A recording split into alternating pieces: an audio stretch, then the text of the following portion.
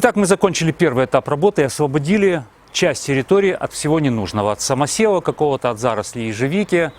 Стала видна общая картина. И вот теперь можно переходить ко второму этапу – обрезки весенне-цветущих кустарников. Чтобы сделать это правильно, нужно помнить две важных вещи. Вещь первая. Весенне-цветущие кустарники цветут на побегах прошлого сезона. Вот в прошлом сезоне у вас выросли побеги, в этом году они цветут.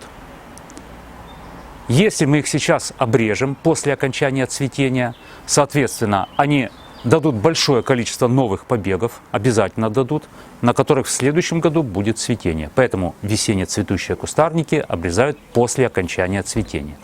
И второй очень важный момент. Все эти кустарники, по крайней мере те, которые я вам сегодня буду показывать, они очень живучие, не бойтесь их обрезать. Даже сильная обрезка их не погубит, они все равно отрастут. Ну что ж, переодеваемся в рабочее, берем нужный инструмент, спускаемся вот туда вниз и начнем, пожалуй, с самого яркого представителя. Вот он еще в цветах, но цветы уже увядают, уже можно обрезать. Это вейгела. Вот с нее и начнем. Итак, что же мы тут имеем? Вот это вейгела, которая уже много-много лет. Из-за того, что здесь было очень много тени, естественно, как и всякое нормальное растение, оно стало тянуться вверх. Листва, цветение, все фактически ушло наверх. Сейчас мы тут расчистили, и я хочу ее понизить в размерах и в высоту, и в ширину. Тут, смотрите, конечно, дело ваше, только вы решаете, как должно выглядеть растение. Кого-то может устроить и такой силуэт. Но мне нужно, чтобы вот этот зонтик там наверху не давал тени сюда. Поэтому я буду ее опускать. Я буду обрезать ее так, чтобы вот здесь был такой компактный, примерно 2-метровый в диаметре шарик. Чтобы рододендрон, который вот растет рядышком, не угнетался, чтобы они как-то мирно сосуществовали в определенных мною размерах. И вот как доказательство того, что кустарники неприхотливые, обратите внимание, даже старая древесина, очень старый пень, все равно из него идут новые росточки. Сейчас я обрежу приблизительно вот так, спилю, в общем, весь верх. И вот эта активная зеленая поросль начнет очень активно нарастать. За дело берем ножовку и ни капельки, не сомневаясь, отпиливаем. Ну вот данный ствол вот так.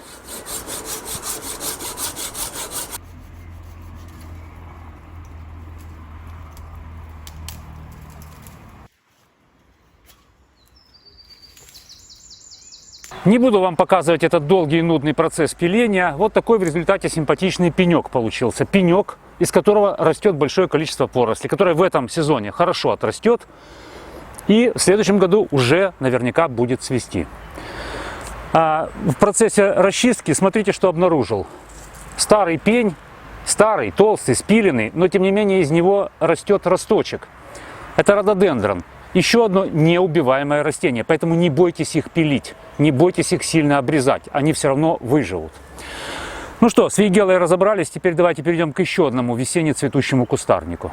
Этот кустарник рододендрон. Недавно я снимал видео и показывал вам о том, как выращивать, правильно высаживать рододендрон, как за ним ухаживать. И вкратце сказал про обрезку. То же самое, не бойтесь его обрезать. Здесь он рос в сильной тени, для него это плохо. Ему нужен свет. Рассеянный, но тем не менее свет. И поэтому, видите, голые ветки, какой-то он корявенький, сейчас будем его правильно обрезать. Во-первых, вырезаем все то, что растет внутрь. Вот ветка растет внутрь. Она нам не нужна.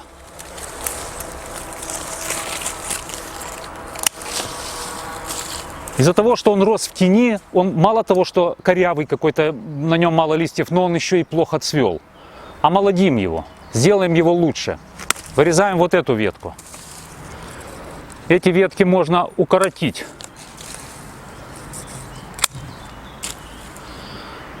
Эту можно вообще обрезать. Эту укоротим. Эту совсем обрежем. Вот этот длинный хлыст тоже нам не нужен. Обрезаем. Видите, сколько здесь поросли молодой, причем до довольно старой древесине уже, которая точно так же в этом году вырастет и в следующем будет цвести. Вот хороший побежек, но он растет внутрь. Мы его тоже вырежем. Не будем его жалеть. Здесь что-то вообще перепутавшееся. Слабенький, ненужный нам. Сухое обязательно вырезаем. Поломанное что-то.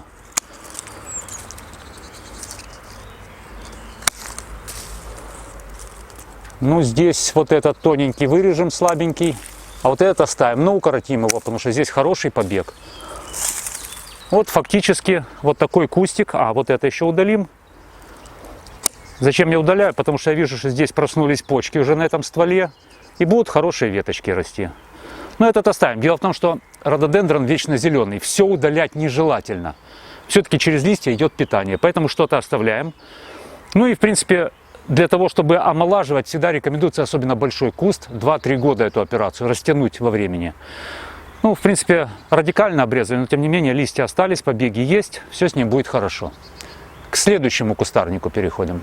А это форзиция. Форзиция, конечно, отцвела уже давным-давно. И обрезать ее надо было гораздо раньше. Поэтому, когда я приехал сюда, первым делом я обрезал именно ее. Поздновато, но все равно это лучше. Но обрезал немножко наспех. Сейчас я буду делать корректировку. Видите, все равно она слишком высокая. Я хочу ее ниже оставить, вот примерно на этом уровне.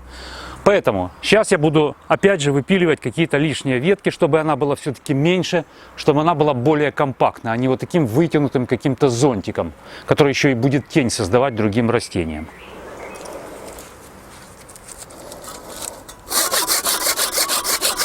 Ну вот такая получилась более-менее компактная форма. И вот тут еще один важный момент. Когда вы вот сейчас после цветения обрезали эти кустарники, больше вы их фактически уже не обрезаете. Почему? Им нужно нарастить вот эту зеленую массу, отрастить побеги. И на этих побегах в течение вот этого сезона, ну за лето фактически, должны заложиться цветочные почки, которые в будущем году зацветут. Начнете обрезать их летом дополнительно, фактически своими руками можете срезать все цветение. Будьте с этим внимательны. В самом начале я сказал, что форму растения, форму кустарника выбирайте вы сами. Хотите, делайте компактным, как я сейчас пытался опустить их пониже и сделать более компактными, чтобы свет попадал и другим растениям. А хотите, выращивайте большим. Есть у меня такой вариант, сейчас покажу. Вот смотрите, какая великолепная дейция. Ну тут просто рука не поднимется ее срезать, убирать как-то. Она растет в виде такого своеобразного зонтика. Я только расчистил низ, потому что там и плющ был на ветках, и сухие ветки какие-то из-за недостатка света, опять же, они просто засыхали. Поэтому я оставил ее таким зонтиком. Голый низ и вот эта крона. Но великолепно она смотрится не здесь. Она здесь создает туннель такой своеобразный. Очень хорошо она смотрится, когда выходишь на балкон второго этажа.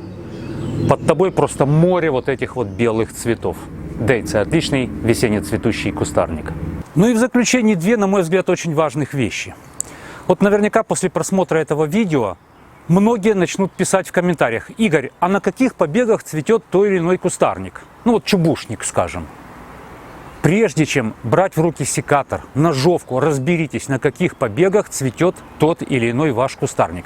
Раз вы спрашиваете, ну, к примеру, про чубушник, значит, он у вас есть в саду. Значит, вы можете подойти и посмотреть. И вот при ближайшем рассмотрении наверняка кто-то опять же скажет: ну вот же, вырос новый побег, и на его конце цветочки. Это не новый побег. Это всего лишь выдвинувшийся цветонос. И выдвинулся он из прошлогодней древесины. Поэтому вот это название весенне цветущий, оно достаточно условно. Чубушник цветет в июне, но фактически тоже относится к весенне цветущим кустарникам. К тем кустарникам, которые цветут на побегах прошлого года. И вот это очень важно понять. Разберитесь с каждым своим кустарником, на каких побегах он цветет. И второй очень важный момент. Никогда не затягивайте с обрезкой. Вот как только отцвел, сразу нужно приступать к обрезке. Почему? Потому что как только фактически заканчивается цветение, начинается закладка почек будущего уже года, цветочных почек. И если вы, скажем, вот чубушник, опять же, в июне он зацвел, отцвел, и вы не сразу его обрежете, а отложите обрезку на месяц, скажем, обрежете его в июле, фактически вы своими руками можете полностью лишить себя цветения, ну или частично лишить, обрезав эти самые только-только формирующиеся там цветочные почки. Будьте с этим очень внимательны. Ну и в конце хотел попросить. Дело в том, что в этом саду, в этом лесосаду, назову это так, не все растения мне знакомы. Я сейчас размещу небольшой фрагментик. Посмотрите, если кто-то знает, что это за растение, пишите. Даже если сомневаетесь, все равно напишите, я по своим справочникам это проверю и так или иначе как-то определю, оно это или не оно. Ну а на сегодня все. Всего доброго.